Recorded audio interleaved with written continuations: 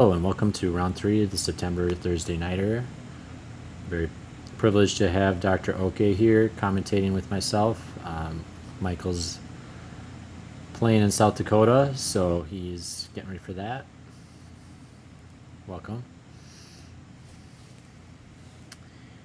We do have a player profile tonight. Okay, I'm just going to get the broadcast pulled up on my cell phone so I can read the chat. And our player profile is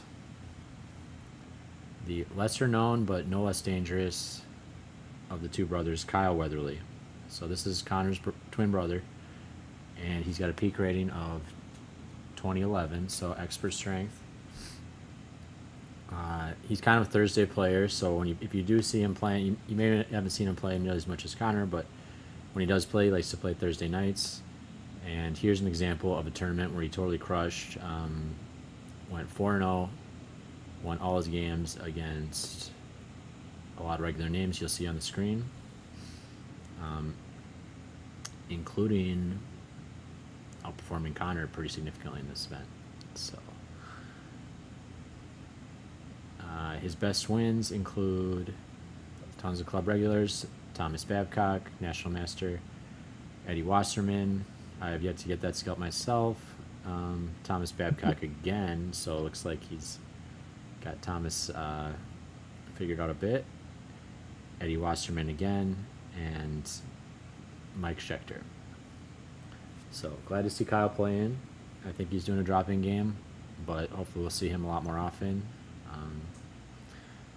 And get both twin brothers in the club playing. So with that, we will start with Kyle's game. All right. Let's see what's going on with Kyle. Kyle's playing against Norman. And it starts off as a Catalan. Well, And the close version of the Catalan, yeah? we're in luck here because we know OK plays the Catalan himself, so we're going to get some good insights. Yeah, so Bishop D6 isn't the most common place most common move here. It's not the most common place to put the bishop.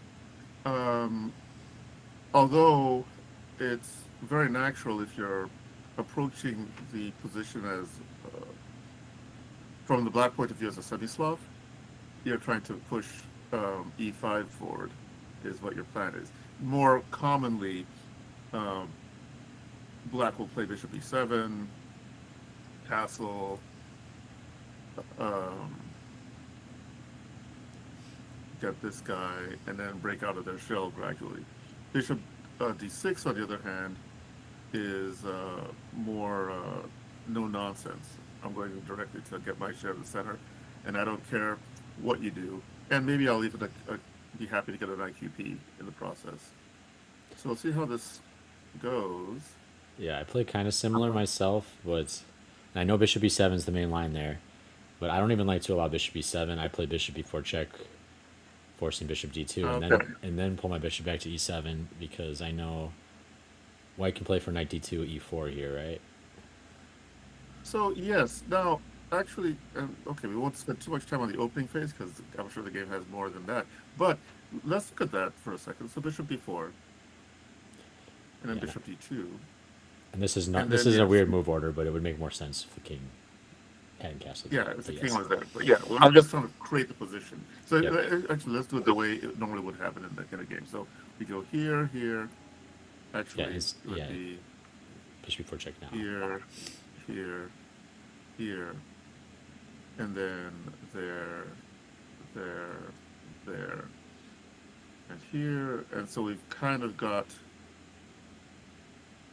something like our position, and black is trying to say that white is giving white the extra move by putting the bishop on d2, but the bishop on d2 means the knight can't get to d2. He'll get e4 for it. So that's the sophistication there. There was some popularity to the idea of bishop d6 here with a different idea. Um, but of course, black is tempting white to reduce the pressure on the center by playing c5, among other things. And usually you'll play that after he's played c6, so that you can get bishop back to c7 instead of having to go back to e7. But okay, those are some opening Yeah, niceties. I can give So again here, yeah. one final thing. I can give a couple insights on the various local players. You know what they might do against the Catalans, since I looked into it. So yeah, if they go one more quick check, is go to the bishop before check position. Okay, so let's see here, and then bishop b4. Yep. So, bishop d2 is the normal main move, right? And then you get to play your bishop b7 and you get their bishop misplaced. If they do that, bishop d2, bishop b7, then eventually, later you can play for a bishop c3 idea, and that's how Daniel King's course I go, or no, that's how Alonso's chessable course goes. So Okay. Alonso Catalan is a very popular chessable course, and he recommends some bishop c3 ideas. So, and I know Thomas Hayden is familiar with that. Okay, so Okay. there's one line to be prepared for. Another line, if instead of bishop d2, if they play knight d2, just to try to be tricky, right? This is kind of less second most common, but has different ideas, and yeah, they're still going to want to maybe play a3 later and play for their e4 break. This you got to be very well prepared against. I'm not sure which chessable course it is, but this is what Jason Wagner plays, and this is also what Matt Jensen recommends in his chess goals course. So, Okay. Yeah, yeah. I think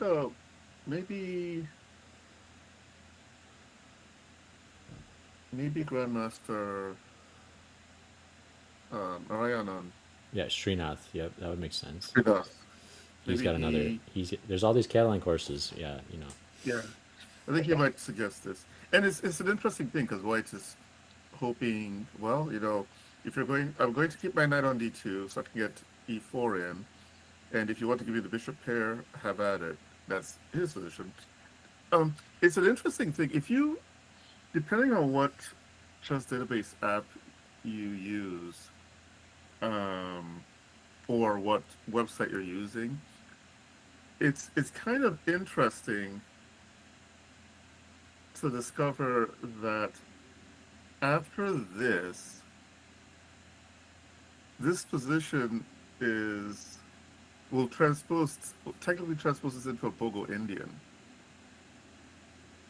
It's a line of the Bogo Indian, and so it's always been a question of how to handle this position. Um, what do you do about the bishop?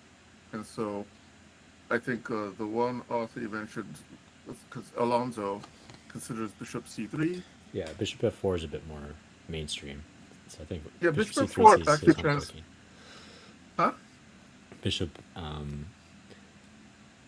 yeah, bishop, yeah, and actually there's another nuance there. If you have to play knight d as black, you have to play knight d7 before c6, because otherwise they can play bishop f4 right away.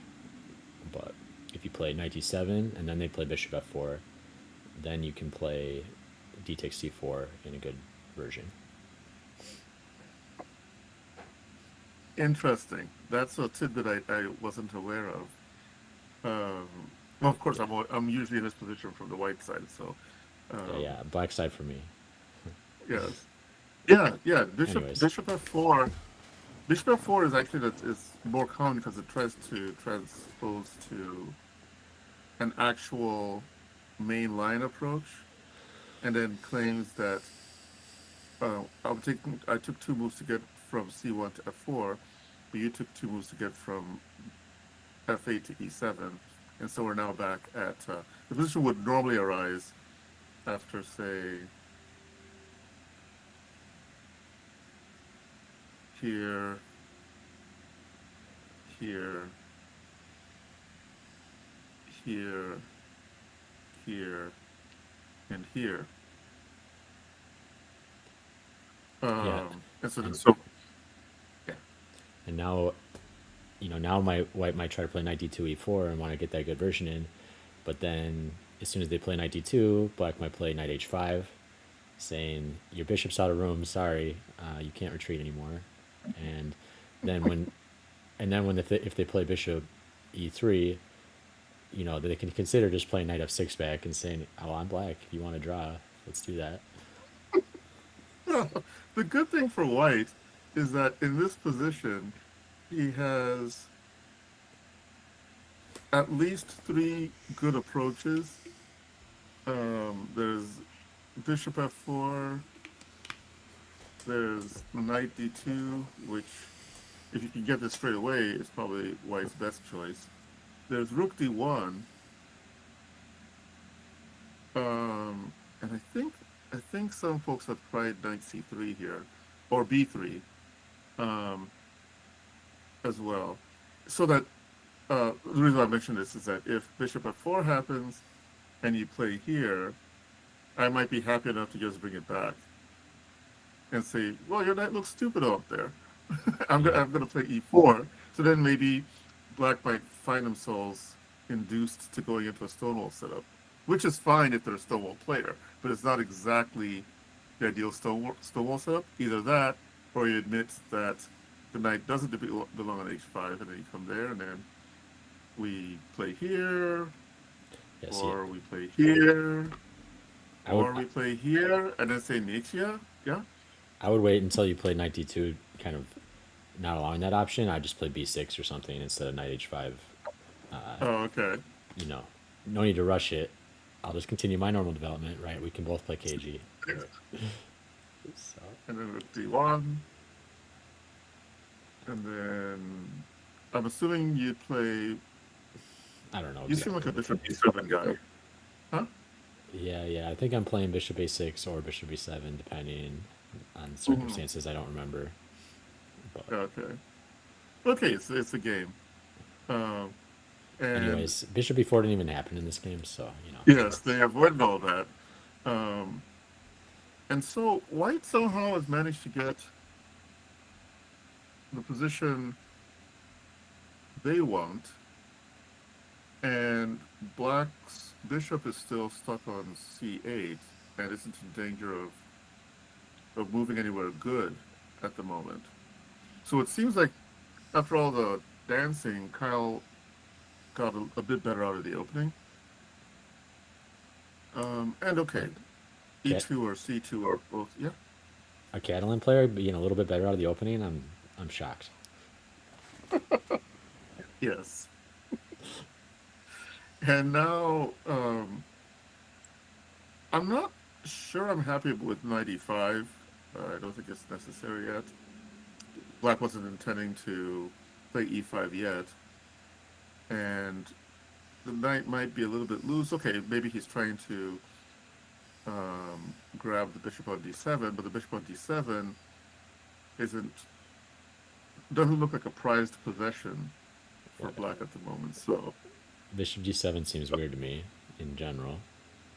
Yeah, and so then to spend a move taking your knight to go try and catch it. Although this might have been Kyle's intention, was dare black to put pressure on e5 and then withdraw the knight to d3, where now, incidentally, if black starts trying to open up position in the center, this guy is no longer hiding his or her face and is already staring down the diagonal. So maybe that was the idea behind the maneuver.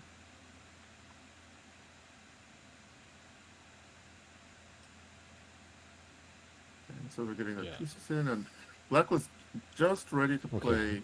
Yeah, he was trying to play c5. Yeah, this b6 with the bishop still on c8, so you could get it on the other diagonal, might be a little bit more natural. I was thinking too. I mean, I feel like it's kind of gone wrong, but I feel like instead of b6, you have to think about maybe like e5. Yeah. And just say I'm gonna give up my dark square bishop, but I'm not. Otherwise, my light square bishop's just gonna be dead the whole game. I need to either make c5 or e5 work. You can't just play with neither central break. and c5 looks like pawn takes, bishop takes, knight takes, queen takes, bishop takes b7. So, then e5 is the next option. I don't know. Yeah, those are important considerations, and actually points to the danger of allowing the position to get opened up before black is um, ready to fight.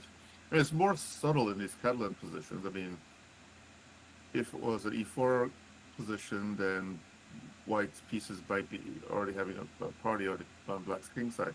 But in these Catalan positions, it's a more subtle thing. You're just trying to get your pieces into the game, and you're almost there until you're not, and then you have to start climbing the hill again. And that's unfortunately what Norman's finding out in this game. He's having to do all these contortions to try and set up for c5 or e5. And I suppose he might not have wanted e5 because he doesn't want to just give up the bishop pair just like that. But now it's even worse after c5. And here I would have thought bishop f4 would be almost immediate. Yeah, these dark squares are getting really weak, and then also the light square bishop you're basically locking it in. And so now Yeah. white's just going to So want where's to the over queen control go? e5, and bishop Maybe d7 is here. going to be terrible. Yeah, in fact, maybe we even start. Well,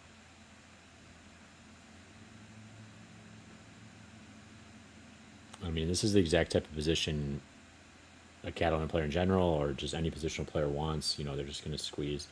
So going for yeah, I guarantee you Kyle would have been less comfortable if he'd went for the central break and given away the bishop pair. yes, But now it's just one-way traffic for white, because the main issue is bishop d7 is terrible. It's doing nothing, and then to improve it, you need to break c5 or e5, and now you can't. I mean, although it looks like you can a little bit. What happened here? it seems like let me go back over This those looks moves this because this looks like the advantage dissipated. yeah, Norman found well, either found or was Well, given how did he allow e5? 95. I 90, would be so zoned on never allowing e5, yeah. but it So happened maybe he somehow. has to play bishop b2 here. But then, yeah, bishop b2 I think seems to be a way of trying to keep more control of the position and, some of the basics. Get your final minor piece into the game, connect the rooks. Because the way he played it, all of a sudden, Black finds some well-timed moves to start freeing his position. And all of a sudden, his bishop isn't so ugly anymore. Yeah, and the knight's well placed. And a nice well Although, placed and but good. you'll be able to take it when you feel. But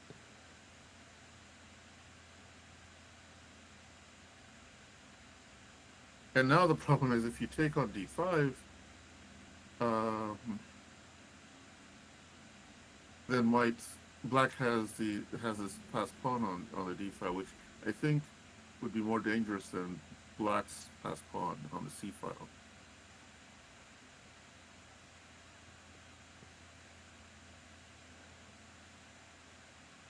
And so so Norman goes about. one more question: instead of knight e5, if he did play bishop b2, couldn't he still kind of just take on c5? Yes, he could take on c5. So let's see, where are we here? So So yeah, instead of that, so here. So if he takes on c5, now we take here, and the tactics just don't work for him because of the bishop on d7, and then that gives us enough time if we want to really put a clamp on it to play f4, although that might be a bit extravagant. yeah. But the more important thing is that we now have the possibility of direct pressure against this guy. so that as he opens up, so if he starts playing towards e5, for example, that means that's one less defender of the knight, which means that with the rook on the c file, bishop d5 becomes a stronger threat in certain variations. So that um, pawn takes in this position probably, it seems like it lets go of, as if it reduces the pressure on e5. Although, as it is, white is still overprotected on e5, right? Because it's got. So, question for you. I mean, this knight d. I forget the exact path of how it got there, but this knight d3 seems pretty useful. Do you think Oh yes, this maneuver was a pretty good maneuver and one you would repeat yourself? yes, 'Cause, yeah, it's pretty well yeah. placed I there. like I like I like the knight on d3 in many of these Catalan positions. It just controls a lot of space and is usually in a spot where he's not meddling with other teammates' intentions. Um, Yeah, and we can see just if black had somehow traded off his light square bishop, I feel like this position would be pretty nice, or not nice, but fine because yeah, the knight d5 looks great. You want your knight centrally outposted and protected. It can't be mhm. harassed anymore, so the knight's doing great. And yeah, it's just bishop issue. But anyways, So that yeah, didn't so all that happen. 95 I think just allowed black to liberate his position. First of all, he's allowed to exchange a bunch of pieces, which tends to benefit the person who is behind in space. And then he now becomes a guy who has more space in the center. Yeah, and now the bishop d7 finally is having life. So yeah, Yeah. I think Norm's equalized here. Yeah, Norm's equalize and might be feeling like it can go for better because black's position is just seems to work right now. So Okay, g6 though. I don't know if I like that move. yeah, I'm not sure if I like G6 and It's like you okay, make it. so G6 was Your bishop might want yeah, to use that square, right? You're putting pawn on the same cup. You're reducing your bishop's activity when you do that. So yeah.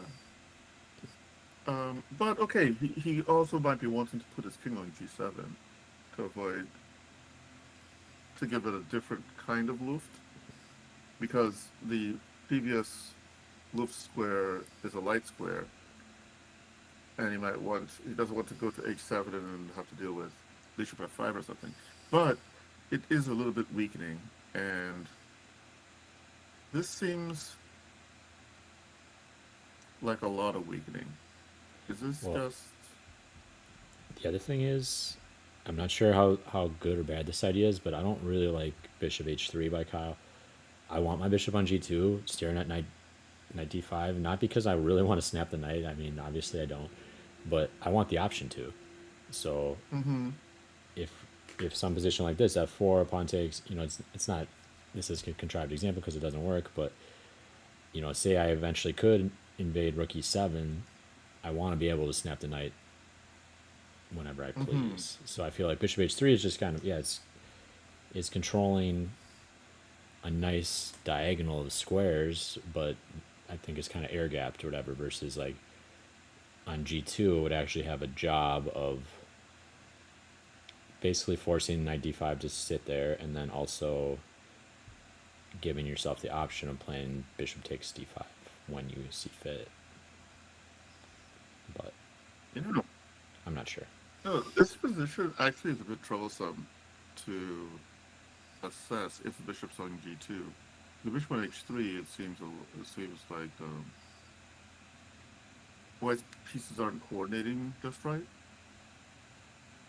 And yes, it is. If you're going to open up the e file, it would be nice if you could prepare a safe square for the rook and being able to take the knight on d5 to secure e7 looks like a plan. Instead of f4 seems a little bit weakening to me. Yeah. Um, When I'm evaluating bishop's activity, I like to count their jobs, more than mm, the number of squares they control. Like if I'd rather have them control two extremely key squares than control like six squares I don't care about. But yes, yeah. Quality over quantity as often as possible. So this is the position we have here, and it's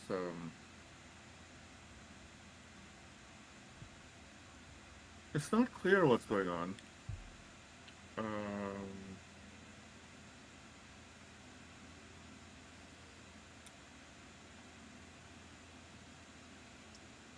who would I prefer to be here? Probably,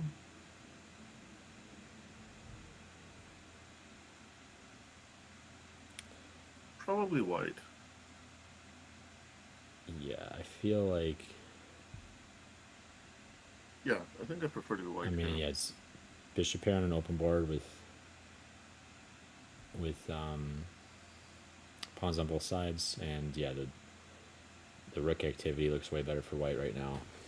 But Yeah. still, I feel like f4 just I see that as just a weakness. I don't really see the point of doing that whole operation that Well, led to that. But the one, I mean, the one major justification would be to try and crack open a file for one of the rooks, which it succeeded. He now kind of dominates the E file, but it does leave this defensive liability on F4. And so I guess Kyle's plan now would probably include looking for ways to secure F4 so his rook doesn't have to keep on doing babysitting duties and then get on with it. Or maybe just um, exchange of bishops, but that loses the pawn on F4 and with not enough compensation, I don't think. But okay, there's still some fighting to go here. Let's look at some other games. Should we start with games that are completed? Well, actually, no, it doesn't matter. We can yeah, put in board order because well, Jordan's playing on board one, which means that his game is already done. I think let's go completed because it could be more time efficient that way. Okay, Just look at all them right. game once. We are having a So bit of Kyler, internet issues on my end. Your video's dropping in and out a bit, but oh, okay, sorry to the viewers for that. But your voice is still perfectly clear, so oh, no okay. worries. So we have some master on master violence here between Kyler Weatherspoon and Jordan Tim, Upset win and wise. huh? Upset. I see the result here, and it's an upset as far as Oh, ratings. yeah, yeah. It's um, at a certain level in the expert range. Um, the gap. I mean, it's funny though. Psychologically, I remember um, when I remember once I got to 2180, or maybe it's 2190, and it was funny. My rating was maybe like 15 points away from the opponent I was going to play next round. But psychologically, that barrier, that wall at 2200 made it seem as if he was such a huge lion that I'd never have any chance of even. And yet the gap was just how many points. So, but again, that's a different chess culture, I guess. Nowadays, it doesn't matter what your rating is. It seems like the prevailing sentiment is you ain't nothing. Yep. And Yeah, chess is brutal. so, You can lose in one move, no matter what your rating is. So yeah. We have a Spanish opening here, and that's a quick b5. Now I can't remember yeah, if this is that's Norwegian or well. Let's see what he does next. If he plays knight a5, then it's Norwegian. oh, okay. Yeah, you're the e4 specialist, so you know this stuff. This Okay, is so yeah, this it's kind of what is similar. this? It looks like um, it looks like Archangel, Fabi. but Yeah, it's was Archangel. it? Yep, Fabi's archangel Okay. type position. But I think this is like neo archangel, where, Mm-hmm. and I think you just play c3 d4 fast. Oh, okay. Um, So C3 D4 would be the theory, which probably explains why Kyler played D3. yeah, but I'm not even, To keep out of I'm theory? not a, I've got all my prep for Rui, but I don't actually have studied it properly. But fast b5 like this can actually be a liability. He's gonna play a4, but tons of nuance here. This is all interesting stuff. So Okay, so both I got, players have got. I know one thing here from Niels Grandelius' course. Bishop g4, from what I've, from what he said, it doesn't belong until White has played d4. And then if they play bishop g4, you when you sell a pawn on d2, then a lot of times you play h3.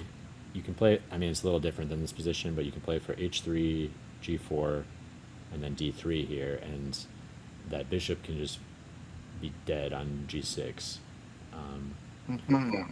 staring at this pawn chain. Okay. But if White's already committed to d4, then bishop g4 is very useful because you're just going to end up continuously applying pressure to d4, and Mhm. it's congruent with that goal. I'm not saying bishop g4 is wrong here, but it's in general better after White has played d4 compared, and then if they play bishop g4, you should play d3 instead of d4 fairly often. Oh, okay.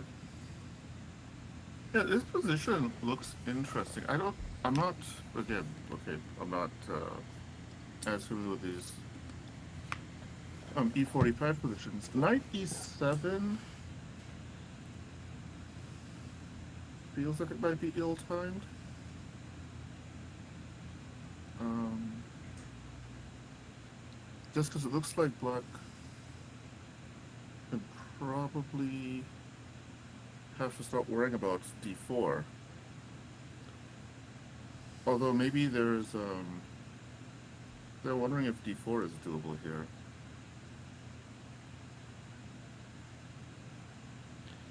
Yeah, And just gate the center.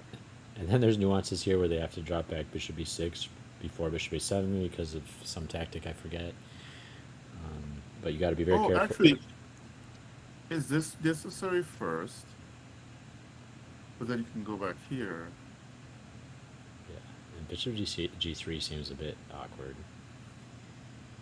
Yeah, the bishop on G3 is not helping because you at a White's certain point cause like to at play all. g4.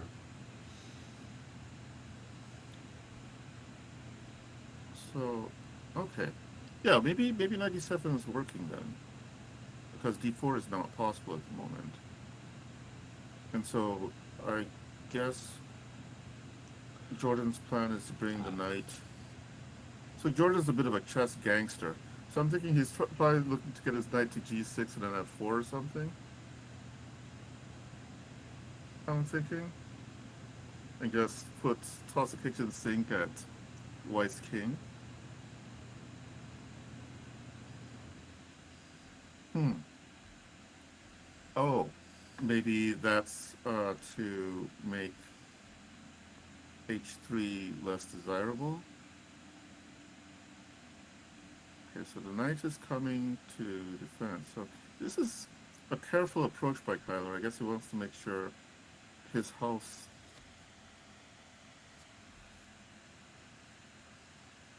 is well built before the wolf comes to try and blow the house down. Imagine he's trying to come in knight f4 with that, right? Oh, let's see this. Maybe not. Because he could have played pawn takes there potentially. Yes, but if he plays pawn I got takes, yeah, then then he you has to worry about bishop. double pawns. Yeah, knight takes bishop, of course. So Yes. So king d7. Okay, so now he's trying to get f4, f5 in, it seems like. All right, we're waving the cape at the bull. What happens? Let's see. Oh, he does. Oh, well, yep, That's the Jordan way. So let's see how this works out. Bang. Hmm. It turns out he may not have enough. Yeah, I don't see. I mean, think about when you evaluate an attack, you count the attackers. I see one attacker, and I see two defenders, three. So, So let's uh, just hoping he can get F5 in to bring the knight in to F5. So F5 and then hope that white takes on F5. But then, um, this looks this looks oh, like he took a page out of Robert's book today. oh my, this is actually cute. So, um, Kylo uh, plays Bishop E6, Getting the pinning the last, pawn against the yeah. queen. Well, it's logical too. Let's get every piece involved. Yeah. I mean, yeah, if he plays like Rook F6 or something, just play Bishop D7. I guess. So I guess what if he does chase it around? Let's just look at that for a second. So yeah, let's look at that for a second, because Yeah, that was the first move I because you was can also play considering. Rook D8 if you play Bishop D7. So I What guess do you we can do here? Oh, you know what? You know what it just play pawn does? takes What pawn. it does, just play pawn takes pawn. Yeah, And the idea is he wants to exchange off of the course. knight on F5, and then play Queen G4, and then end of pseudo attack. So, Yeah, I feel oh, like Bishop E6. I Yeah, feel like Bishop takes H3 was not really working before we even had Rook E3 reinforcing. So it's just like extra not working there. But but maybe. I mean, if Bishop E6 isn't available though, that attack could be very dangerous. So if the bishop, say we played something stupid, well, silly, not stupid, like this, right? Allowing this pawn to go forward, because it's not just, it's the fact that the pawn wants to join in, and then the knight can come in behind that, right? So you use that to um, tickle the g pawn, and yeah, this would be pretty dangerous. So finding okay, well bishop, Bishop C2 is clearly ridiculous. So what about just like yes, not finding that, but another normal move like Queen F1? so queen f1. I guess you're making your queen a little bit. You're making your queen exposed, but I kind of want to keep chasing the queen around a little bit So if I let's see, can. we play I guess that seems here. like the only option. And now maybe we can play like Queen E2, get out of the pin with tempo.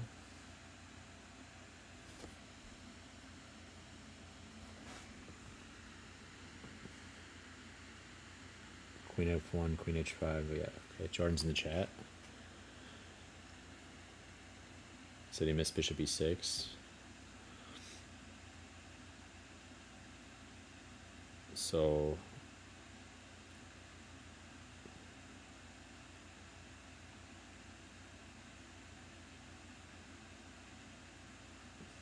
he's saying he likes black in this position.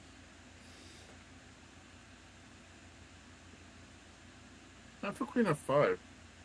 There's still going to be problems. I mean, sorry, queen g6 here. There's still going to be problems because f4, unless he plays pawn takes pawn. Yeah, well now why not? But now Because knight the knight's coming. f5. But Knight's coming in strong, yeah, very strong. what about Rook F3? Just say okay. I mean, Unless you want to sack the exchange. And if you don't, well, I mean come that's back. that's that's at least an Yeah. option, right? I mean, two No, pieces it's versus just Rook a sneaky is, option. and I mean, But after especially this, yeah, it's hard to say that white is thrilled. I suppose white could play. Oh, he has to go here now. It looks like, which then, I mean, I'm still just not seeing things because I know I probably blundered away, but you just count attackers, count defenders. Yeah, this is I mean, seeming like black's attack is coming to an end if we go with this route. So maybe black, maybe I didn't go the right route. Let's see.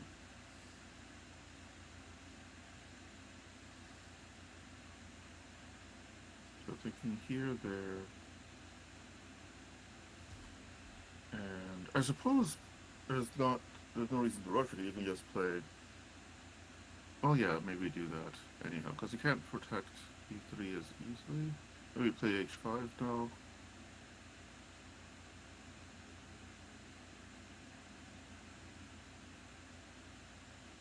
And claim we have compensation. I'm not sure. play like But I think, played knight f1. yeah, I don't know. I think that the bishop e6 defense is just the clearest. Yeah, that was nice. It's just clear. It's just very few questions left to ask. Uh-oh. We lost. Okay, so we're just going to pause the broadcast for a minute here, and we're back. Some technical difficulties there. Sorry about that. Yeah, so bishop e6 I think was a star move. And then after this, Kyler is slowly but surely... Well, now the queen's trapped. G4, you're trapped. You know, it's like, okay. I get you're committed to the attack, but now the queen is trapped there. Exactly. And now it becomes an exercise. Oh, b4 is a really nice move, preventing both c5 and a5, and maybe preparing a4 later at white's own schedule. And now white is going to try an exchange of rooks, and it seems like this is a game battle, actually. Yeah. Yeah. So here, knife. You said? Yeah. I feel like it's just piece up. I mean, how is there any chances? Yeah, it seems like it'll be tough to create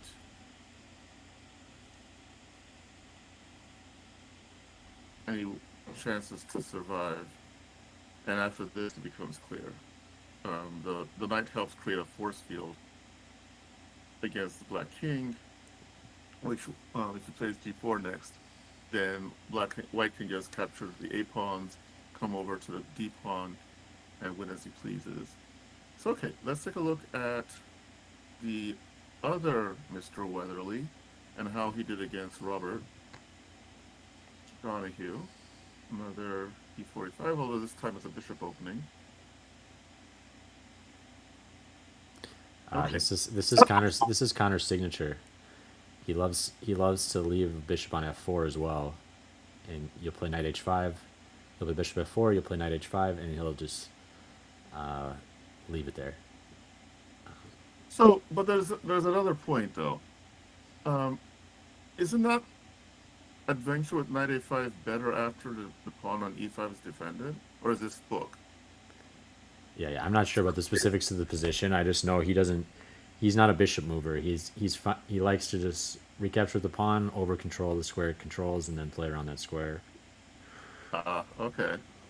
So it seems as if Robert just gave up a pawn for nothing. I mean, maybe getting the bishop pair is worth a pawn for him.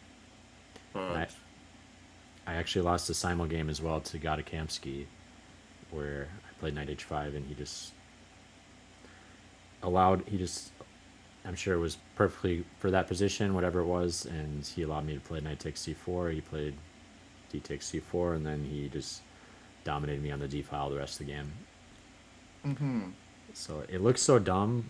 It's like, hey, come on, bishops are better than knights, and you're fracturing the pawn structure, but you can get a lot of activity with the square controls and stuff. Yeah, now white's got a lot of control over d5. And he's got the d5. More importantly, white has a pawn up for nothing. Yeah. And black that always helps. Bishop on Black's bishop on c8 um, is not enjoying life right now.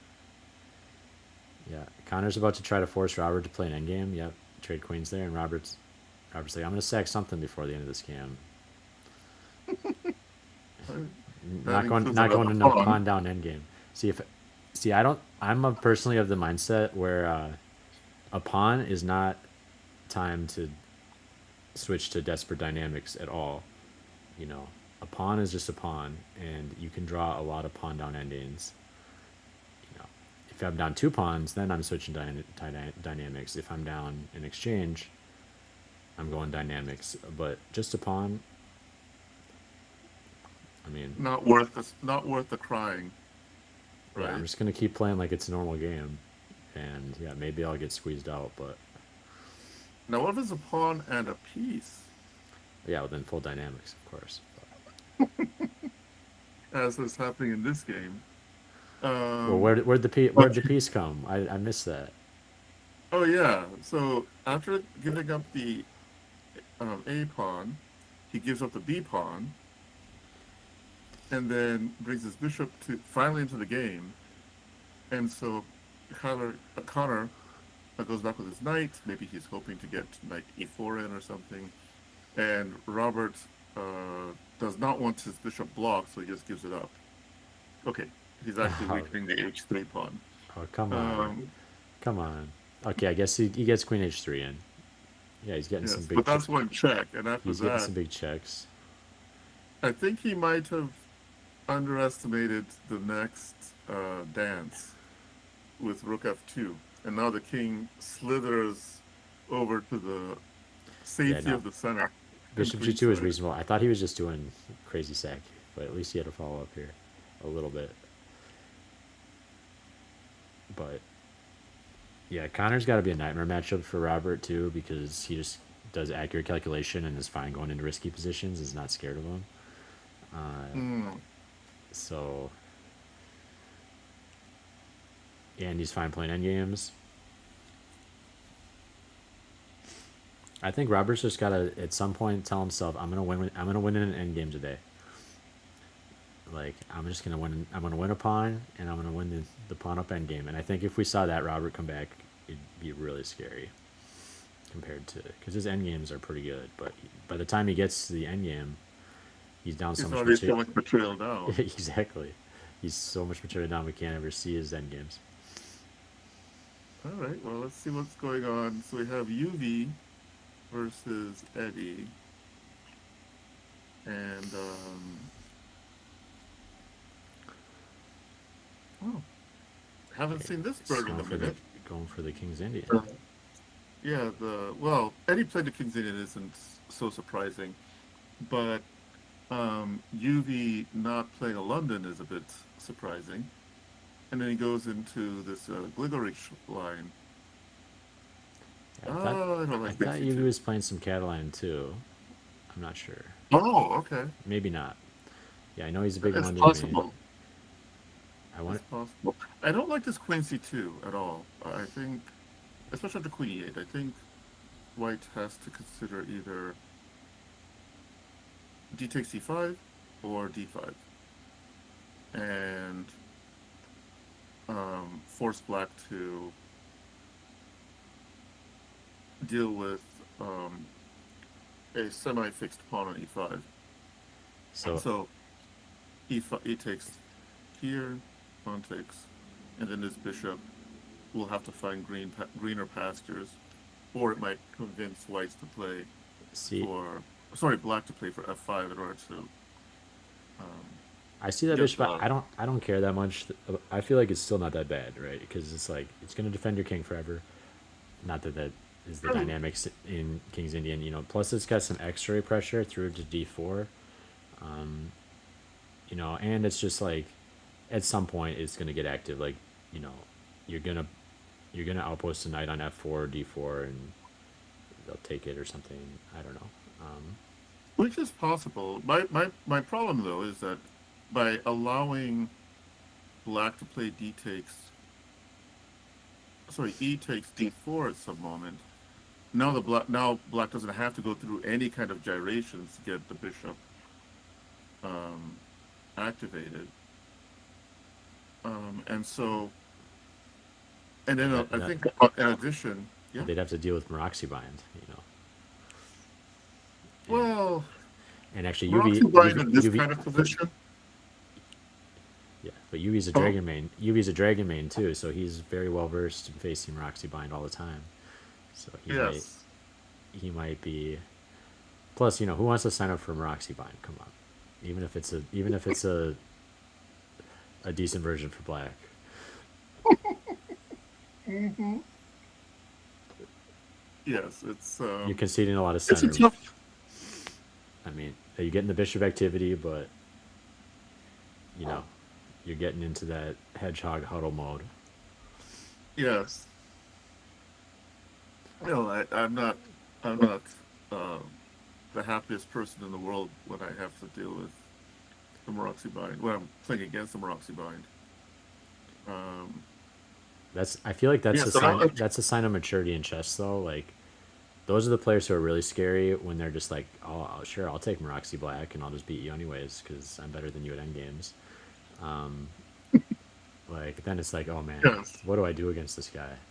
Like you can't even annoy him. Like he's just you want to play something boring. He'd be like, sure, let's get boring, bro. I'm Bore there you, for you. I'll bore you back and we'll see what happens. Bishop G5. So okay, he's planning some interesting tactics here.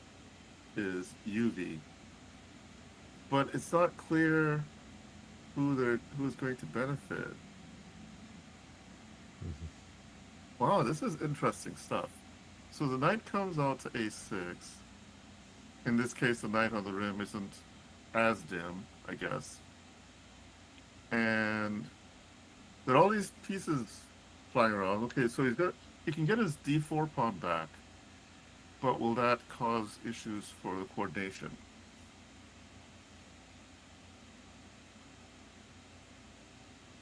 Mm, it's not so clear. Okay, so if he decides, well, he doesn't have to rush to get the pawn Okay, well, because black first can't defend it just yet. first of all, what's wrong with h3? I mean, he's gonna leave this knight here. So h3 right now. Yeah, Um, I I mean, suppose. just on the principle of I want to get this knight out of my territory as soon as possible.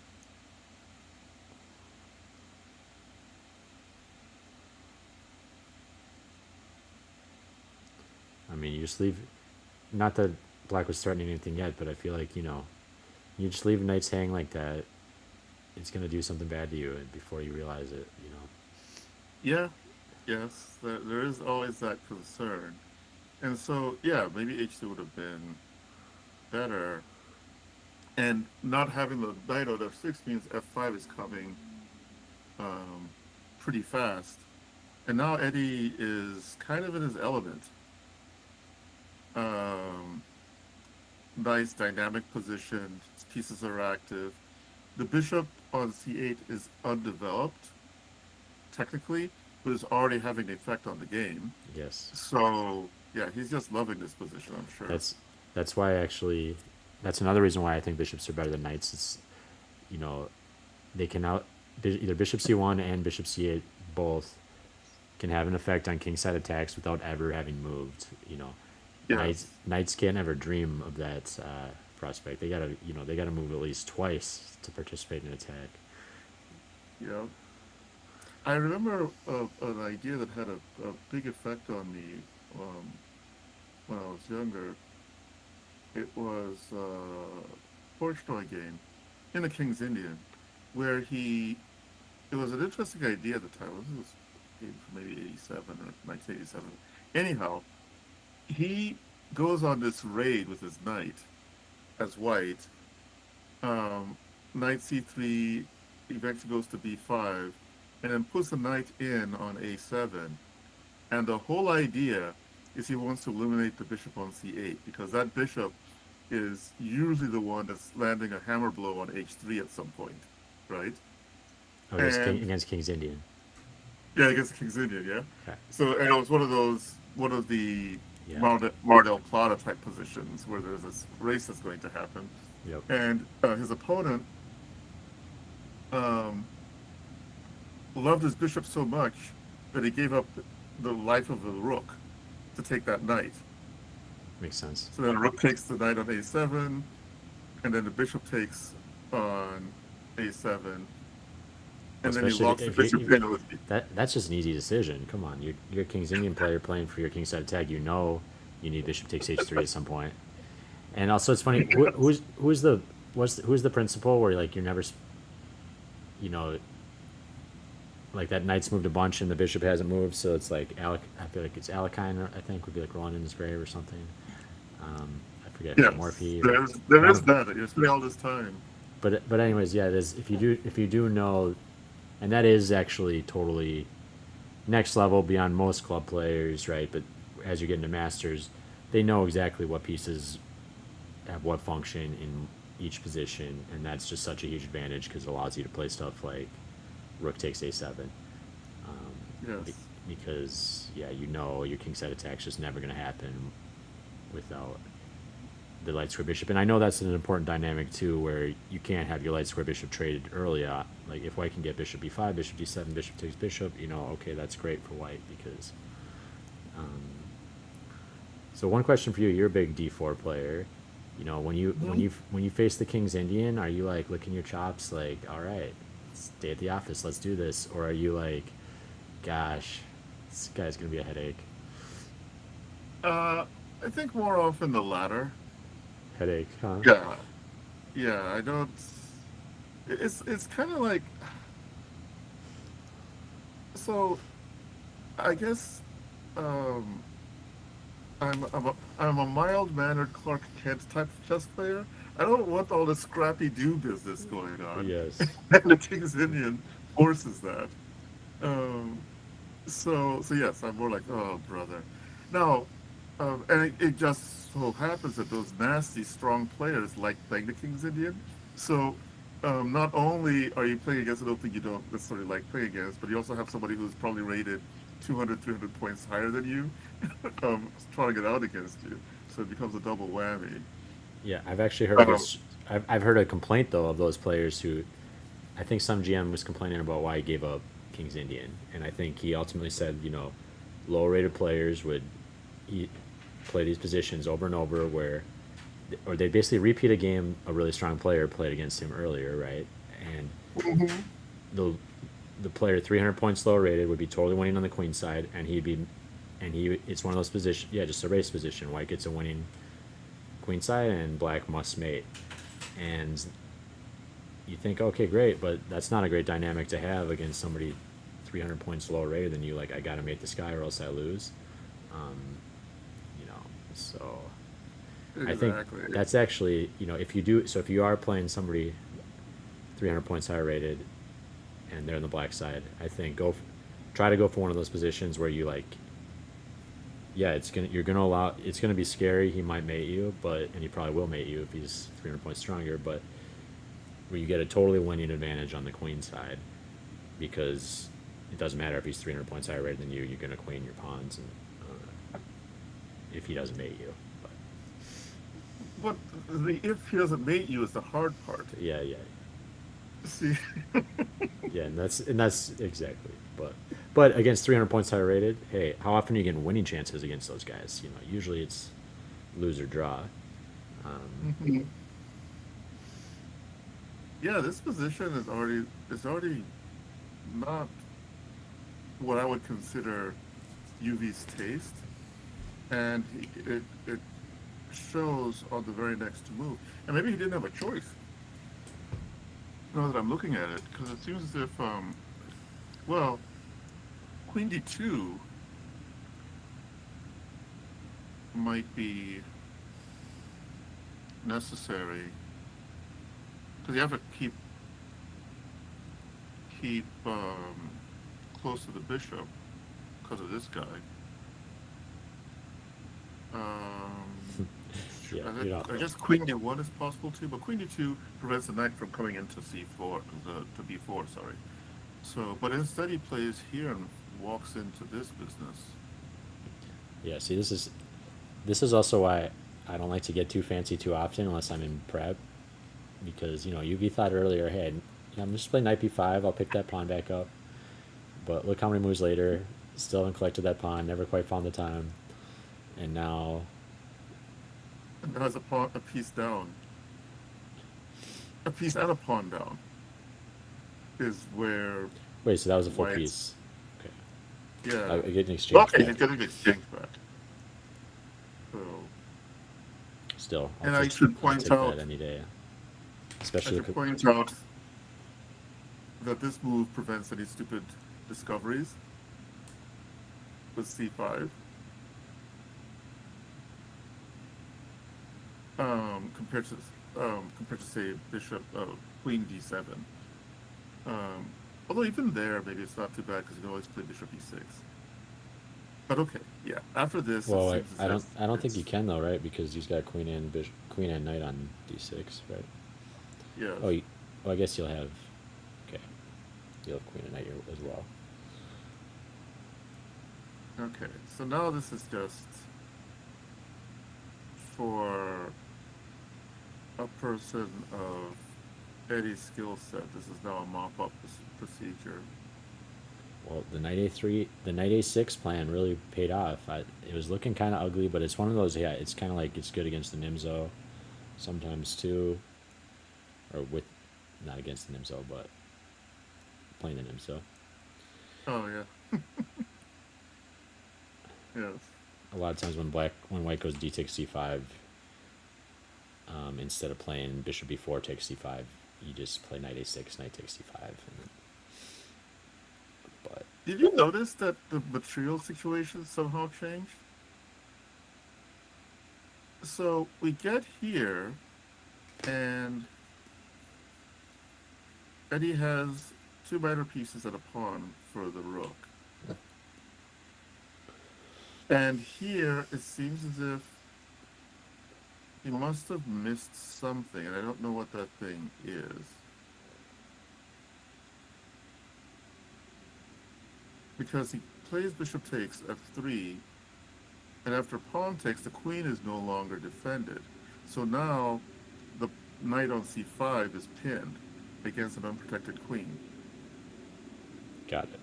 And so Yuvi was able to get some material back. And his other knight's attacks by the pawn. Yeah. So I was able to get some material back. He's still in a dangerous position. So this is always fun. What When you b6? can, Crazy. when you can, so the pinner becomes the pinned, sort of situation, and all of a sudden his pawns are looking pretty. And yeah, this is going to be. Well, hold on there. Couldn't he just win the queen right there? After queen b3. Wait, instead of c4, couldn't he play knight d2 check? Oh, queen d5 check. Oh yeah, I'm can't even hang my queen. Okay. So, see, I gotta actually be thinking about positions. Yes. So now he takes the rook instead. So it's now back to being 3 pawns ahead. Oh, huh? Bang. All right. Yeah. What's the time situation? Oh, okay. So Eddie's been playing with less time for a while, which might have contributed to some parts of the drama.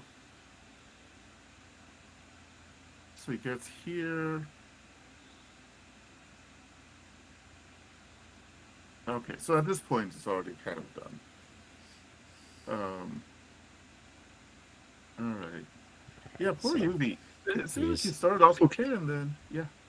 back to London soon, I bet. No, I'm just kidding. Well, no, he doesn't have to go back to London. I mean, if he wants to go back to London, that's fine. But I think that as White and the King's Indian, especially playing this Gligorich thing, control, I think, is part of the recipe. And so I think you go back to this position and decide on either playing d5 or this.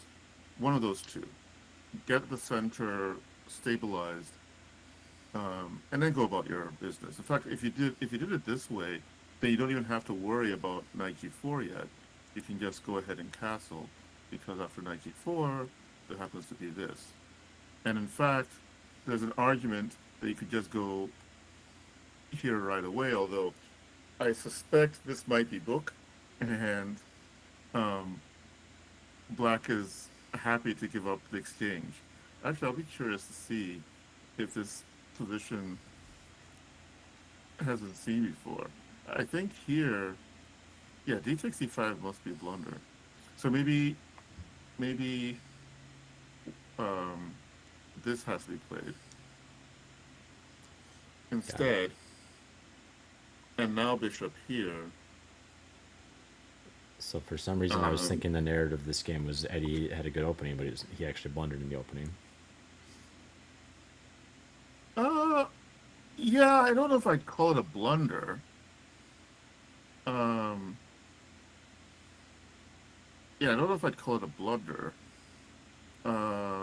Yeah, maybe blunder isn't too strong of a term. It was an interesting idea,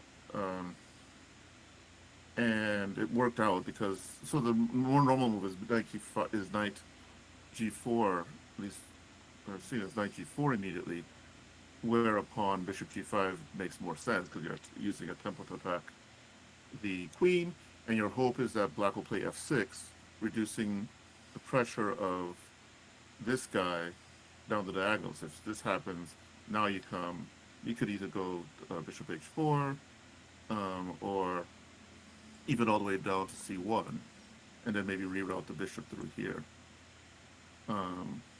as a possibility. But the important thing is that the bishop is no longer having as much effect on the d4 square.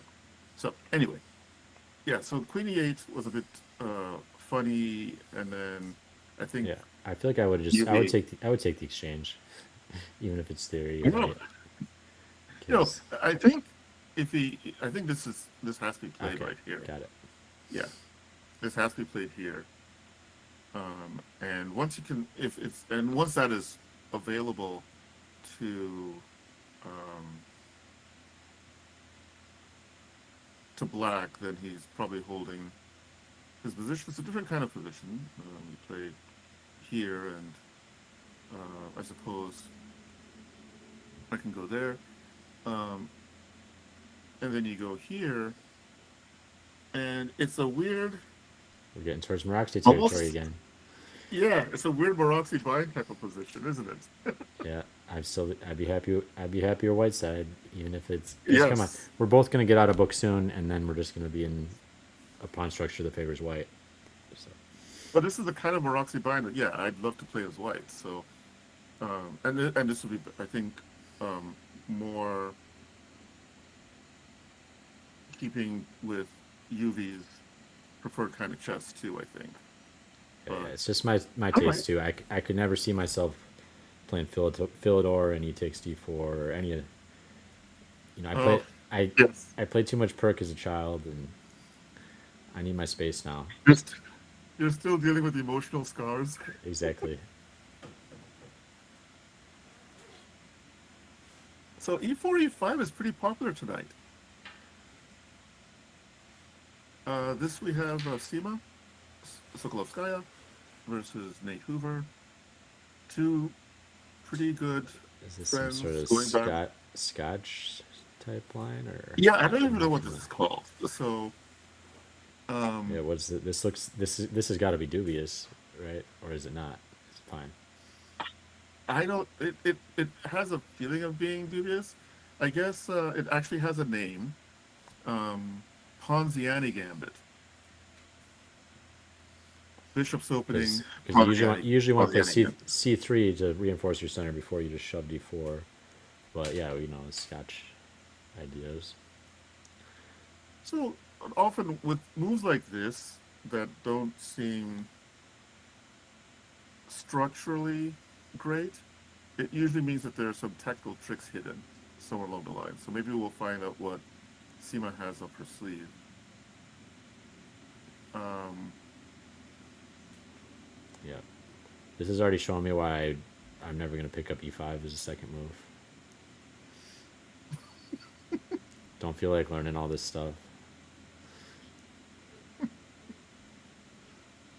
There's just so many gambits, which I guess you could, if you really invest, then you could see that as a feature. But to me, it this would be it would be a position, liability.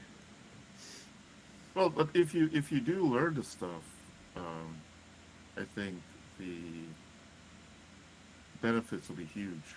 Yeah, I am taking that attitude towards Rui White because I actually feel like, based on online, for example, like Janish Gambit's extremely popular. Like Connor likes to play that as well. There's a bunch of stuff. So I feel like there's all these openings that are like just, they're kind of like gambits, but from the black side. So I'm like, why wouldn't I want to go into that if black's going to be playing gambit chess down a tempo? Yeah, it's a lot. It's a lot to learn, and yeah, and it does work for them because you need to be well prepared against all of it. So it's like flipping colors. You're basically, I feel like if you play Rui White, you're basically playing the black pieces as far as memory knowledge, because black has so many options. But Yeah, I guess that's one way of putting it. Um, yeah, there's so many different ways black can defend against the Spanish. But if you take the time to learn one system against each of those methods, I think your return on investment should be pretty good. well, I actually Just did. I actually did that, but it turns out that's about like 50 plus tabias. So I'm I'm looking in wonderment at what just happened. So rook c3, sorry, knight c3, rook e8, bishop e8, f5. So how exactly is Nate making this work? Oh, he has a bailout check. Go figure. And the knight. So it's like the knight went on a commando mission, and then yeah, but black's up two clean picks pawns. out the target and then returns. Two clean pawns or two clean pawns. Yes, most days of the week too. So this is Yeah, see, okay. earlier I was like one pawn, no issue, but see, two pawns, that's too much for me. I'm just like, wow, this black's clearly winning.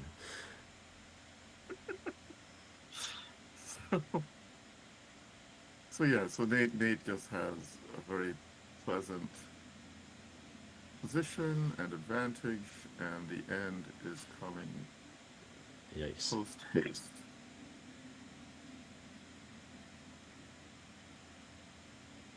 Oh, that's crafty. Ha. Just putting Yes. salt in the wound. So Seema had seen enough and gave up. All right. So we've got um, NM Tom Babcock versus Jason Wagner. Wow, I thought it was going to be another E4, E5. Well, I guess they do have E4, E5. Now, is this the Oh no, no, Lowenthal? Jason means classical Sicilian, so he would never be playing e5. No, no, but I mean, we have the E4, E5 pawn structure as well. Yes, okay. Yeah. I mean, they came through a Sicilian, but I'm wondering, is this Lowenthal, this one? Um, Or Kalashnikov or oh whatever yeah, the rest, sorry, the yep, rest one yep. is? This is Kalashnikov exactly because Okay. Sveshnikov is if knight c3 and knight f6 have already been included. And then, so this will probably See, be Kalashnikov. see, I'm old from the age of the dinosaurs, and this was Lowenthal, and then the other one was Pelican. So, Yeah, well, um, Lasker Pelican. Yeah, that's what all. So Sveshnikov will always say Lasker Pelican in the. mhm. It's probably actually more well known as Lasker Pelican than I mean, it's more well known as Sveshnikov, but it appears. Sveshnikov never appears Lasker Pelican appears. Oh, that's interesting. You mean in the database programs? Yep. Oh, okay, that's Yeah, news to me. that's my opening repertoire. I played mainline Svesh. Nate, Oh, actually, okay. Nathan's the only one who's ever tested me. We had a draw. Nice. No, so my understanding, at least my brief contact with this, was I think is knight b5 supposed to be the principal approach here, or is knight Yeah, b3? I'd imagine knight b5. Yeah, no, no way. There's no way knight b3s. Yeah, That's got I, to I be would think that timid. either knight b5 or maybe knight f3, but knight b3 seems Well, I know I don't know milk I toast. don't know much about Clash, but if they play knight b3 against Svesh, you just play bishop b4 and d5 quickly, and you get a great game. Or Yeah, just it seems or like bishop b4, most. or bishop b4, and actually what I usually do is just don't even bother with d5. Just play bishop b4, threatening the e4 pawn. They have to protect it somehow, and then I just play bishop takes knight, double their c pawns, and play d6, and say, okay, you chose to play this game as white. That's an interesting way to play. I mean, I don't have tons, but you have a broken structure, and I'm going to get free development. Hmm. Okay. So yeah, no, No, it seems you like have to play critical. You can't play knight back to f3 or knight back to b3 against Sveshnikov.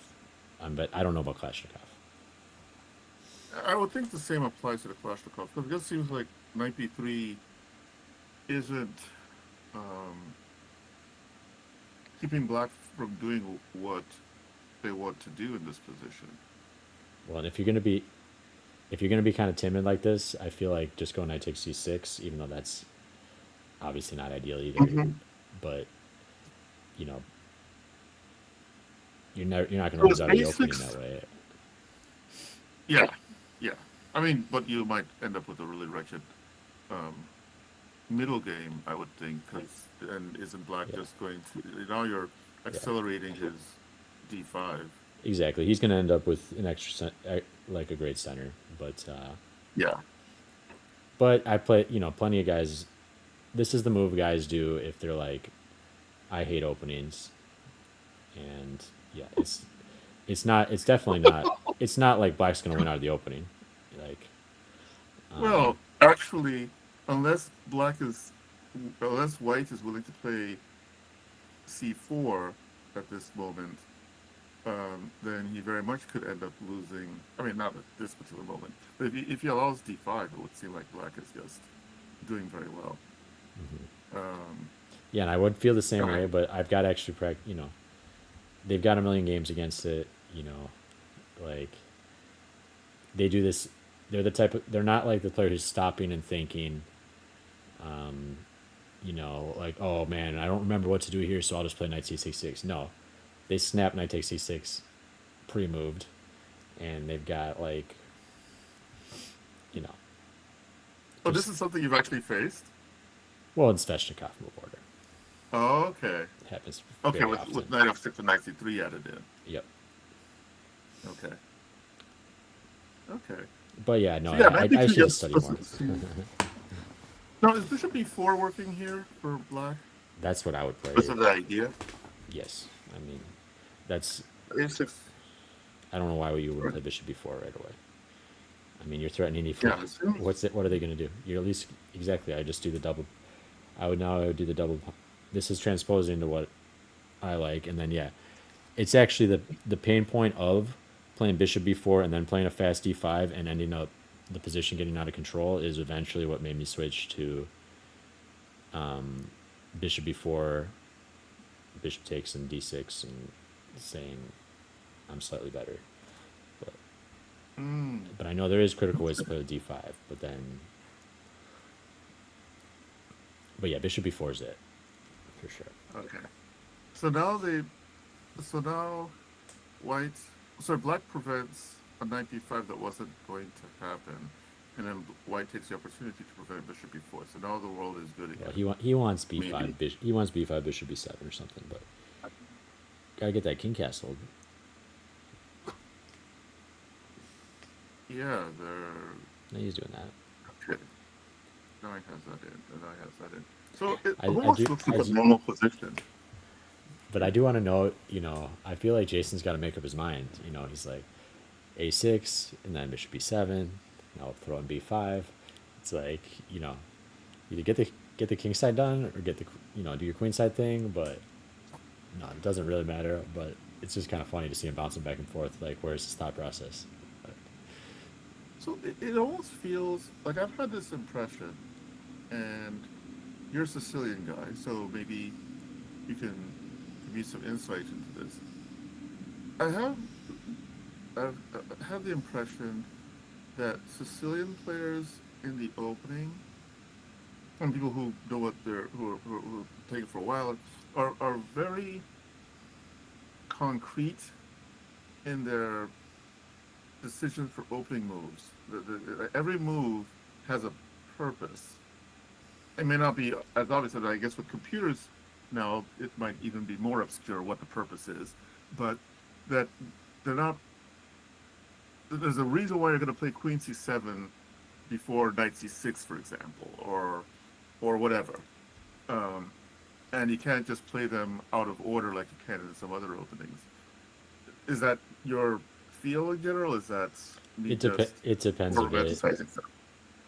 I would say against 11c3, definitely. That ultra main line. Then there's just tons of move order nuances because, and also against bishop takes f6, g takes early. But that's just dubious for Making the white. Richter Rouser. Yeah, that's just playing for traps. Because black's going to get to play. Playing g takes f6 is actually positionally amazing for black because they're going to get to play f5 and trade it, and then they're going to have a huge center they can roll. And that's actually the reason Magnus liked playing Sveshnikov, is because everyone in Norway would play this dumb bishop takes f6, g takes system. Oh, you're talking about in the Sveshnikov. Okay, I missed Yeah. out. Okay, yeah. Okay. Yeah. So that's the other situation where, you know, white's are either trying to win in memory or black's going to win in memory, pretty much. like, but yeah, there's a lot that I would say Sveshnikov in general. Yep, it does.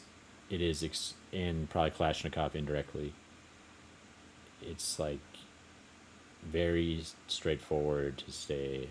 I mean, not straightforward, but both sides are just having only moves everywhere. So if you do put the work in, like my game against Nathan, I was in book until move 17 or 18. Okay. All right. Well, Because yeah, King there's standard responses to everything. Okay. Is King H1? I mean, King H1 is often a decent prophylactic for white. I don't know if there's a specific motivation in this case.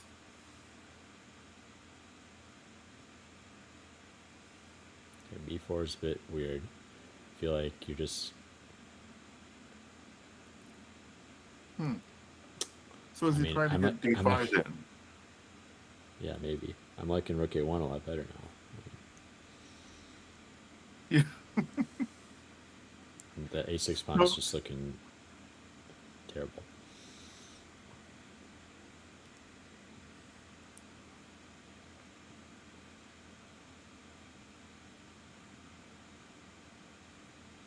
Okay. Oh, nice. How often do you see this happen? White doubles his rooks on the fourth rank.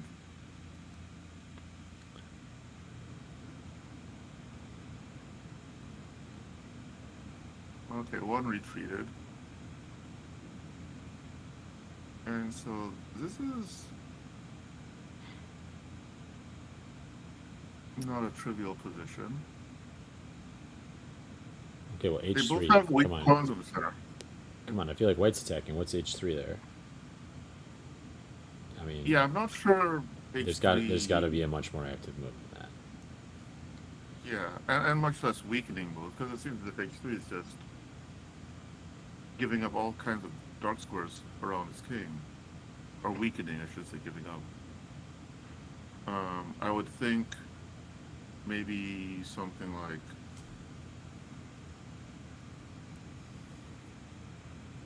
let's just try to get queen d2.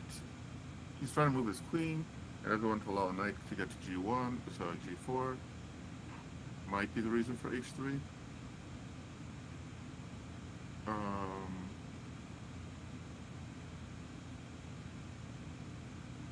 Maybe there's an argument for improving the I knight feel like, on b3 instead. yeah, that's what I would. That's my inclination because just play knight d4.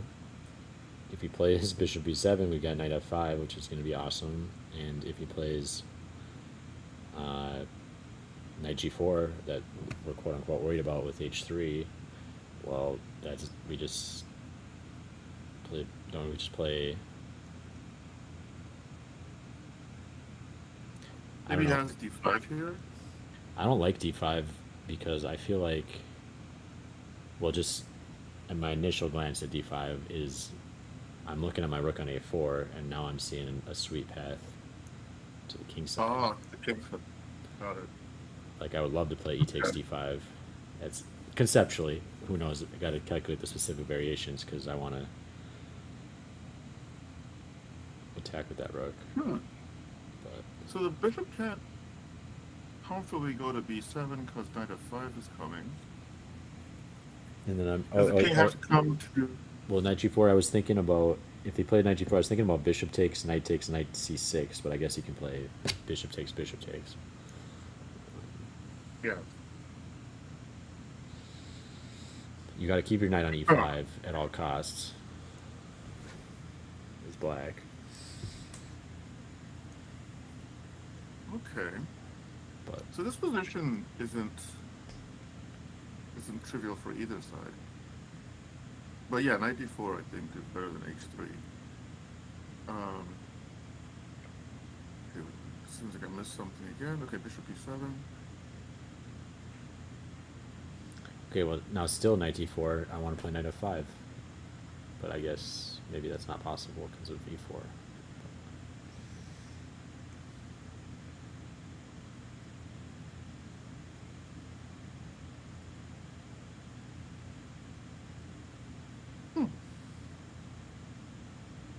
This is an interesting position.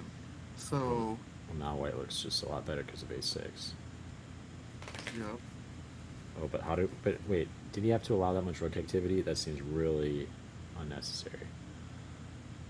Well, I mean, he wanted to do the double attack, right? So he's attacking e6. He's also attacking e5. Now,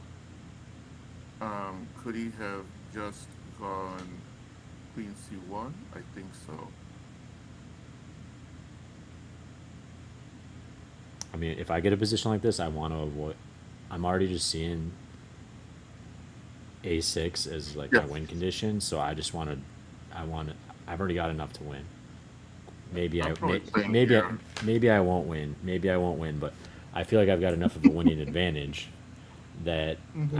I'm wanting to switch to kill my opponent's activity at all costs instead of to trade blows.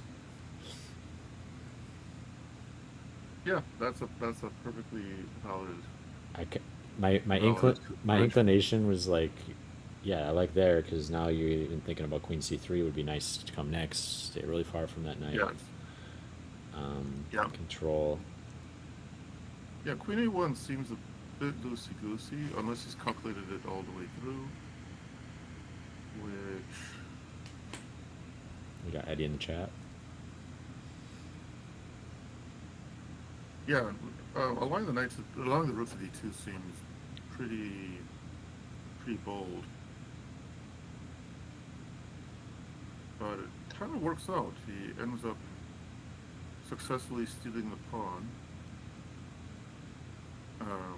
but the enemy rook is still active on What's d2. what's that And, move? um, Sacrificing the pawn. well, I think he's giving him the opportunity to play queen takes e5 and he gets the pawn back, but he can just play pawn takes and then what? And he's like, oh, I can't be bothered with that. They're playing like mind What games with each is other. going on here? Just take the pawn. What? Okay, now I'm completely confused. Why doesn't he just take the pawn on f6? What's missing? Yeah, to me h5 looks crazy. I would play f takes e5. Oh, too much Unless thought. this is maybe could it be a relay error or something? Because these last two moves don't. They leave a very strange impression.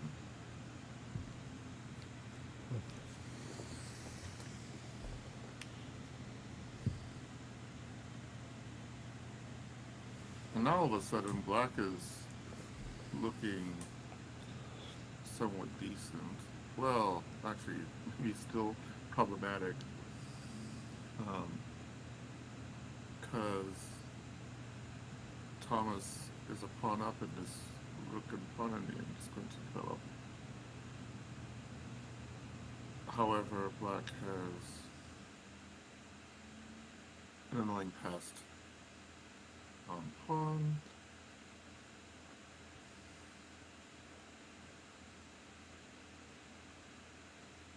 I mean, this seems pretty winning because especially they're connected. Yeah.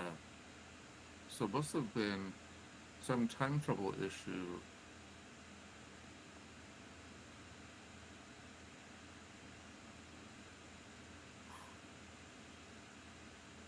Yeah.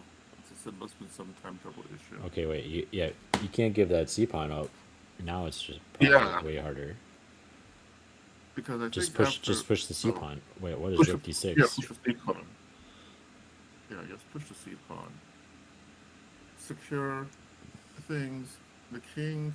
I suppose maybe he calculated though. Let's see if this is working.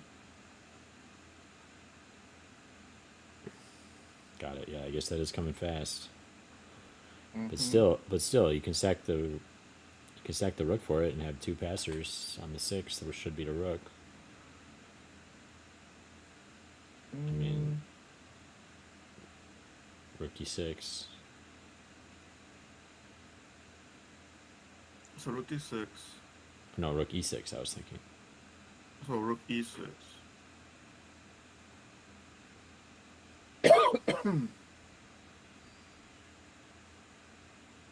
And I mean, I'm about to play c6, or if you play rook c1, I'll play b7. And as soon as you queen, I'm just going to stack my rook for your... Yeah, that seems like it would be pretty annoying to deal with. I mean, I feel like maybe he was worried instead of... I feel like this using the e pawn, it seems just straightforward win for white. So maybe instead of that, he was worried about the king going after the c pawn. So yeah, let's say c5 instead of rook d6. Let's say c5. Now maybe he's worried about king c5 or something, or king d5, or king d4. I mean. So You mean this? Yeah, then I guess just rook c7. Mm-hmm. But Okay. just saying, oh, now I'm in contact with your c pawn. So if you move your rook away to try to advance your passers, then I'll take your c pawn. But he plays rook c7. So yeah, I feel like you got to keep the connected passers at all costs. And like we say, like rook end games are hard, and they are extremely hard. But I feel like that's if you can keep your connected passers, you're probably gonna win.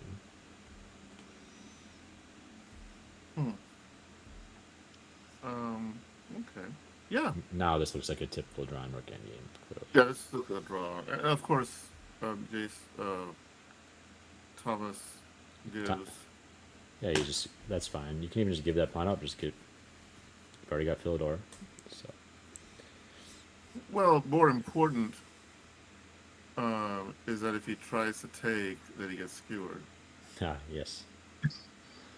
So you should give the pawn up just in case. Yes. Oh, we agree to draw here. All right. Let's see what's happening between Srijan Vaidyanathan and Jeremy Kyler.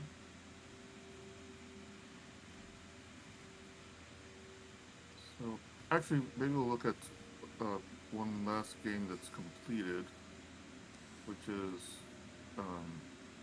Jacob Pikus versus Eric Gallon. And then we'll save the last game for last. Ooh, one So G3. Yeah.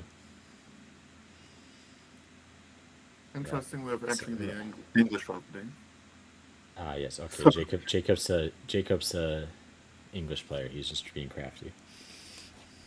yes, so yes, and they've entered into one of the more topical lines in the Ready Slav, where uh, Black takes on C4 early.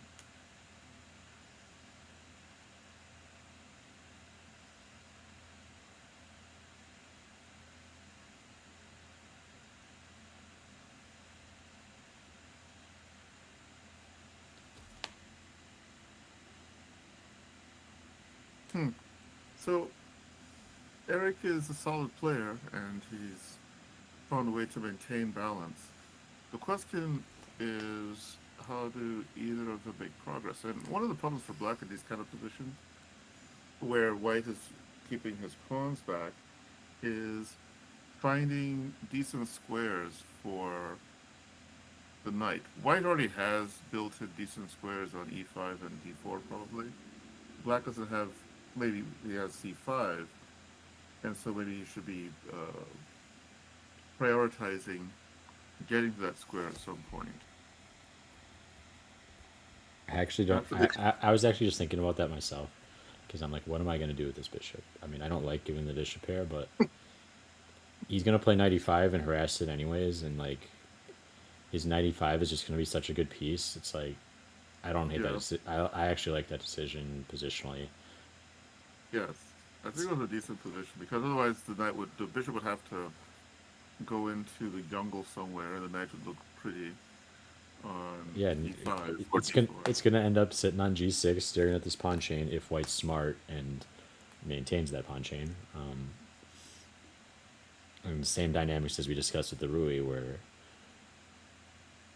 you know it's not doing well staring at D3, 4. So this is funny. So Black found himself giving up a pawn. How did we get to that point? So after rook here, and this is one of those. This is one of the advantages of being up in development, right? And it doesn't look like much, but already Black's position's critical. Yeah, because you don't have. I've learned this way the hard way in my blitz games. Like, you don't have Rook B8 because they got Bishop F4. It's just And bishop f4, you can play e5. okay. Yeah, never mind. And not be to Black's disadvantage. The bigger issue is, are you ready to commit to either knight or bishop to c5? And if you play c5 pawn, the b7 pawn is hanging. And actually, whichever, if you place a piece on c5, White exchanges whatever you put there, then plays bishop takes c6 and wins the pawn anyway. See, With see that in mind, yeah. what's going on right here is exactly why I play close Catalan against Catalan. Like so I'm thinking Black's got some opening issues here, honestly, because he played d takes c4. If you're gonna play d takes c4, you better know exactly what you're doing. And at this point, you feel like now he's just playing on his own. He's trying to figure it out, and it's not fun to figure it out against a monster bishop. You know. Mhm. So if you had earlier in the game not played d takes c4,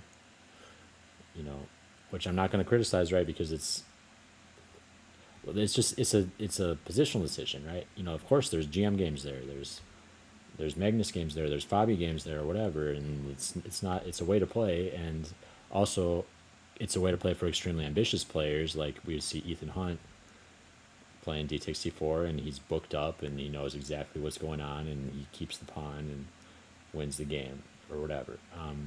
But it's not a move to just play and then see what happens. So Yeah, for that yeah. I reason, mean, it's, I just hate playing against a bishop like this, because I'm not finding the tactics, or I'm not finding the correct moves here yet. Rook b8. You're just starting to get pressurized, and it's because he's got a monster unopposed bishop g2. You know the fun part about this? Well, fun for white, is that he he's going to win a pawn if you try blocking with the knight. He can win the pawn immediately and not have to deal with the bishop of opposite colors. So doesn't even have to give up bishop pair. And you play bishop c5 instead, then he can win the pawn without having to worry about bishop of opposite colors. Either way, black's in trouble. So I think that's because I was wondering why black played knight b6, and now it makes more sense. I had wondered about Jacob trying this, just putting more pressure, applying the principle of delayed gratification. And of course, there's a trick, because if he tries knight takes a4, then kaboom. Ouch. But yeah, this, I think, rather than go for the pawn immediately, maybe Jacob could have considered putting more pressure, forcing black to figure out how he's going to survive this. And he might play, maybe he has to play something like this, which seems pretty sad. And then the pawn on c5 becomes a target after you win this guy. And meanwhile, this guy hasn't even given a chance to say anything in this game. The rook on h8. So I mean, yeah, bishop b6, bishop takes, it just feels a little bit premature. I mean, Catalan, honestly, the Catalan structure just seems perfect for club level chess. Because it's just all things equal, two players of equal skill that are both just making all their own decisions. It's just much easier for white.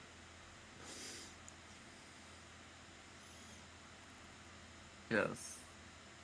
Oofta. All right.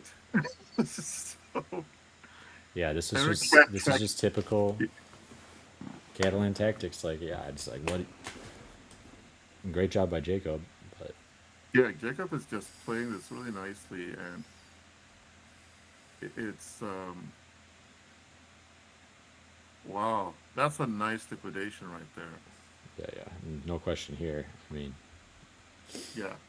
because you're gonna Which mop up the rest of mop up the rest of the king side, or else we're trading into a winning pawn in game. So there's not even a rook in game to play here.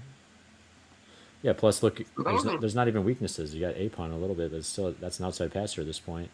And look how beautiful that structure is. You know, this is the Catalan for you. I mean, I have my obvious biases, but this would be my candidate for game of the week right here. I think it was just smooth. And actually, it turns out that, practically speaking, taking the pawn immediately on b6 didn't seem to hurt Jacob's chances too much at the end of the day, because Eric couldn't hold on to the position. It's a very joyless position to have to defend as black. If you misplay the d takes c4 systems, because once, you know, I think you have to be willing to either hold on to the pawn or start throwing as much sand into white's face as possible before he can settle down and get this beautiful position where you'll say, "Oh yeah, the game just wins itself," which is how this one kind of felt. Yeah. Yeah, much more. I wasn't seeing moves for black. I mean, I'm sure there were better ones the computer can point out, but We have one more game from. Oh, we have a. Oh, okay, that was his board 2 game. So let's see what happened in the game between Surijan and Jeremy. Oh, okay. he's taking. Oh, we Miles moved away, but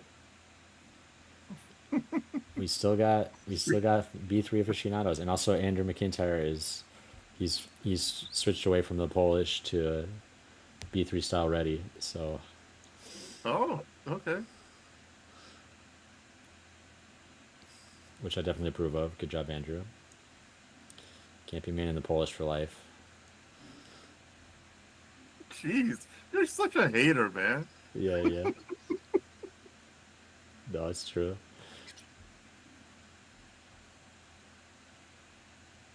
So Ready, it seems like ready is more of a lifetime main for sure.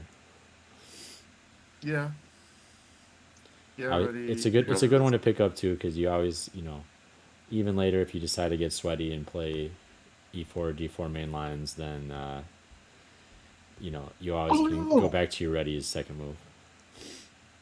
Yes. Oh, I what just happened? noticed something. It seems as if Jeremy missed a small trick. Hmm. Maybe I'm wrong, but it seems like he can play the Desperado 98-3 here. Wait, Desperado 93 isn't he getting Oh, mate? no, that's Check. Nate. Sorry, Yeah, I had my mind's that image. that The same king had happened. moved to B1. The same thing happened with Robbie and Dane. Dane had an Dane had just played Bishop takes F8, and Robbie was almost thinking white because he was going to play a crafty intermezzo, but there was Queen takes G7 on the board, and so and he didn't realize it before before he like 2 moves earlier when he made his decisions about Hmm. whatever, and then it was only after it was on the board he's like, oh wait, I can't do what I was gonna do, and then Let's not make that blunder. yep, and that's how he got the draw. So always look for Yeah, so here Queen takes G7 I mate. dare say that black is the. It Oh, seems to me black is doing okay here, and maybe black is just.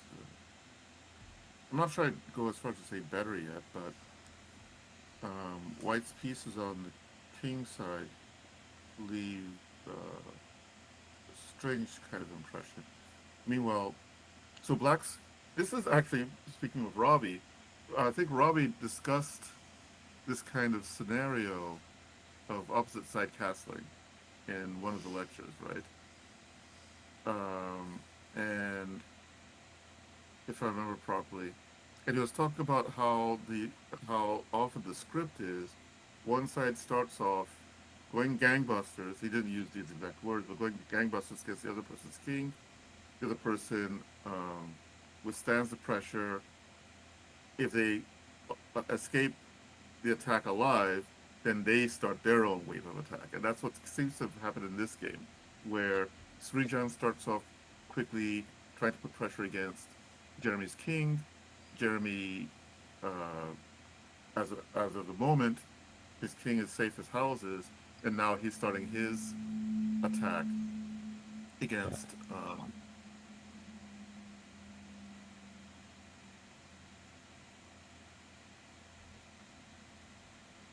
That's a difficult decision. I suppose Queen D5. I suppose Bishop D5 is working, and Bishop G2 is a threat, isn't it? Wow, Yeah. this is actually D takes makes perfect sense to me. yeah. Got to think about your bishop. It's like put me in, coach. I want to do something. Yes. All right. Now it was looking like it could be fun and exciting, but now it's oh wow, Well, it took come on. still He's got the outside H pawn. competitive. He's got the outside passed H pawn. Yeah, he actually has Get that. What do decent you chances here. get the H pawn rolling, buddy? Come on. Yeah, let's see if he starts working to get H pawn right now. Is there any way for this rook to get back in time? It seems as if the best piece for black might be this pawn because there's no way for. Yeah, how does he even get back in time? If we Well, start he's racing right he's away, well. He's got to use rook and e5, but this would be critical, right? Trying to do here, here, 55, here, where? Here? maybe, and then here, Hmm. and if here, then we go here, Or just trade rooks and play h2. or play yeah. But yeah, it seems as if so. That being the case, after h5, uh, white doesn't seem to have time to capture the pawn. Well, It has I'm to. no endgame expert, but I've heard there's only two good plans in endgames. You know, don't worry about piece activity and stuff anymore. You got to create pass pawns, push pass pawns, or else attack weak pawns, which are indirectly going to make you a pass pawn. You already have a pass pawn here, so plan A, push your pass pawn, and Mhm. that's just plan A in endgames in general. You know, if you're trying to orient yourself on what should I be doing, you never want to be like worried about your piece activity. That's middle game stuff, you know. And you usually want to push your furthest past pawn, like especially if white was invading and taking your all your queenside pawns, for example, you could just not care about them. You care about your furthest pushed past pawn, you know. And so you just think to yourself, yeah, maybe he's thinking of stuff. I want pass pawns on both sides, but and again, I'm not an endgame expert, but No, but I think I it see a makes pass pawn, sense. I push a pass pawn. Yeah, I mean, as long as it's not, as long as you don't push it so far away from support lines that it falls. But in this case, it seems as if black is in plenty of time, and so that was a miss. It seems We for got Jeremy. Michael in the chat. Okay, that's getting kind of fancy. So Well, what happens after d3, or even rook takes a3 immediately? Anyway, let's see here. Huh. This is an interesting pawn structure. rook c4. Yep. It's looking still winning for black to me. Yeah, black seems to be doing quite well. Well, I don't even know if rook Actually, c why the rush for rook c6. I guess you're worried about him doubling on that, but yeah, I don't know that rookie. Well, yeah, yeah, rookie six I may not feel have like been a. because you may be missing your chance a little bit. I feel like I kind of probably be okay It with doesn't try. have to do with rook. He doesn't have to do with rook a6, I think. And he always has g4. Sorry, g5. Whatever he wants. He doesn't have But to necessarily but I win the pawn. but I feel like instead of rook c6, yeah, I get that, but come on, if we play just rook takes f3, rook a6, rook takes c5, rook takes f4, he's gonna win the other Rook pawn. But here. we got three connected passers. How is that not gonna be rolling? And just take c4 because I want to have the escape square, and I want to just move f4. my yeah, just take f4 Let's look square. for rook. Let's look for rook.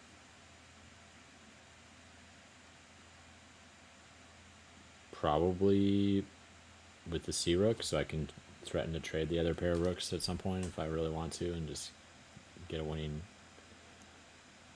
I mean, I'm just seeing these passers, right? They're just Yeah. Yeah, this there's should be winning.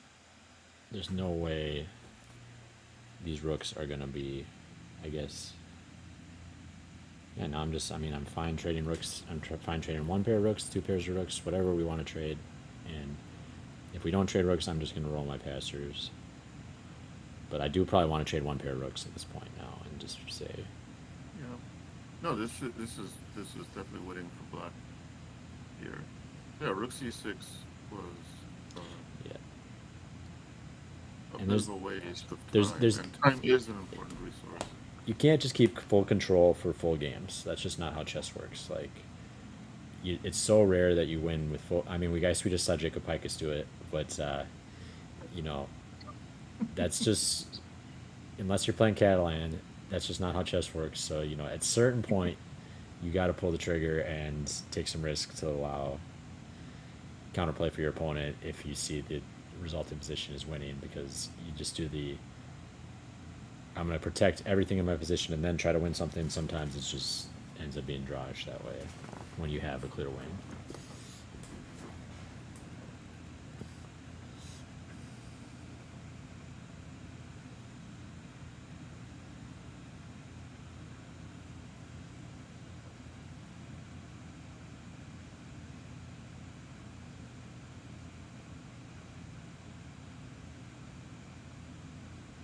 So that's how it ended up a draw.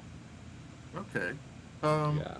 Again, I think Black made some curious decisions. I think your point is well noted. The attempt to keep complete control over the end game is probably why Jeremy ended up dropping a half point here. Um, it's sort of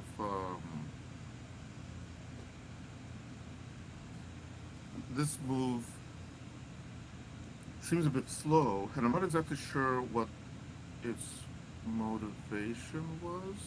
Again, Black needs to be focusing on getting his pass pawn moving, and that's more important than the material count at the end of the day. And it seems as if after, yeah, spending the Yeah. tempo on Now that it's. move, now there's no escape. Mhm. But okay, it was an interesting fight before that. And it was actually an interesting endgame too, just from the point of view of reminding oneself in these rook and pawn endings, and endings in general, that it's not a middle game, but time matters and priorities matter. And you need to figure out your priorities quickly and then try to see how you can take advantage of your assets as quickly and efficiently as possible. Well, and just Um, orient around past pawns, right? I think we saw it in two games today. We saw this game with h4. The h pawn could have run, and we also saw Jason potentially could have won with pushing his past pawns and sacrificing his rook for the queen. yes. When his opponent tried to do the same thing. So I think if you totally orient around, I'm in an endgame, I need to queen a pawn now. Like that could have um, made it happen in both of those games. What is this? Okay, this is another game, but the names are incorrect, it appears. I think somebody must be inputting other games in with Yeah. different results. Okay. Well, I guess of the ones we started with, we have all of them. All of them are done, and we've gone over all of them. So maybe we Yep. can adjourn. We're at time, anyways, and I think you got a tournament this weekend, right? So Yes. gotta get your beauty sleep for those intense games. Hopefully, you don't go all the way to South Dakota and then just get paired against Dane Zagar, anyways. Look up the story of my life. But yep, we got a whole contingent of players headed to South Dakota this weekend playing the Governor's Cup, including OK, Dane, Michael, Eddie. I'm sure I wouldn't be surprised if Jacob's headed out there. I don't know, but Oh yeah. yeah. So check out the Governor's Cup this weekend. Hopefully, good luck to all the Minnesota players. And yeah, thanks to the broadcast. Next week we'll have Michael and OK back on. So, all right. And that'll be round four. The that is the last round for this month, right? Yes, I believe so. Okay. All right. All right. Cool. Well, good night, everybody. Thanks. Bye.